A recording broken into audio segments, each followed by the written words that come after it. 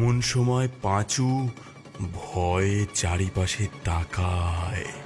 সে দেখে অন্ধকার থেকে বেরিয়ে আসছে লালচে চোখের জুটি, আরো এক জুটি, তারপর আরো, এমন ভাবে বেরোতেই থাকে। সে দেখে আস্তে আস্তে চারপাশের শ্মশান ভূমি থেকে উঠে আসছে কঙ্কালের দল।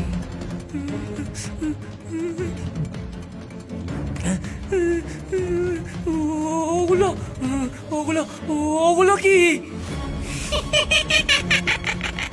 ওরা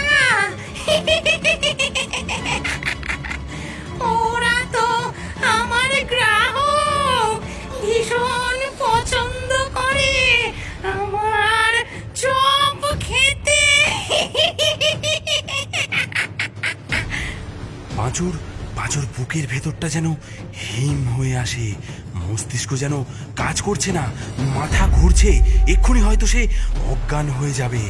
এবার তার রহিমের কথাগুলো মনে পড়ছে। সে পালানোর জন্য পথ খুঁজতে লাগে।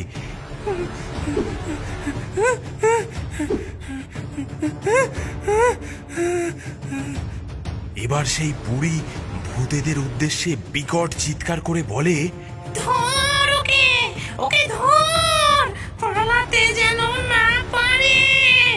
আজ আজ ওর মাংস দিয়ে আমি স্পেশাল চপ বানাবো।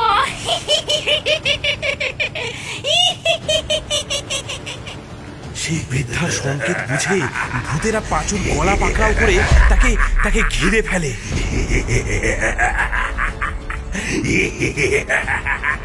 তাদের দুর্গন্ধময় নিঃশ্বাসে চারিপাশের আবহাওয়া আরো ভারী হয়ে ওঠে। পাঁচু মরিয়া হয়ে চেঁচাতে থাকে, রহিম, রহিম, কোথায় আছিস? কোথায় আছিস রহিম? রহিম, বাঁচা আমাকে। সে কোনো রকমে হাত পা ছুড়ে ভূতেদের হাত থেকে বেরিয়ে এসে প্রাণপণে জোরে ছুটতে থাকে। লোভের ফাঁদে পা দিয়েছে সে। এখন তাকে একমাত্র একজনই বাঁচাতে পারে, সে হলো রহিমের ভূত।